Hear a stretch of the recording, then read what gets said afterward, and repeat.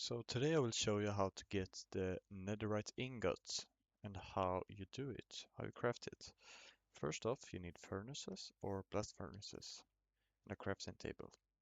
Then you also have to be in Nether and get the ancient debris and some gold ore in the overworld. We'll put this in the blast furnace because the blast furnace is smelting quicker than the normal one. So after this is smelted,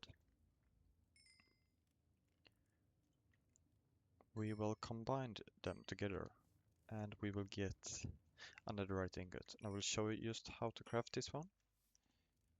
Um, if you don't know how to craft a thing, I, I recommend you using this one. You can always search here for the thing you want. So we search here, netherite ingot, and they show you how to craft it. And here we have the netherite ingot. And with this netherite ingot, we can now combine this with our diamond armor or maybe netherite or diamond tools, and we get netherite tools and netherite armor if you combine this with the armor. So this is how you get the netherite ingot.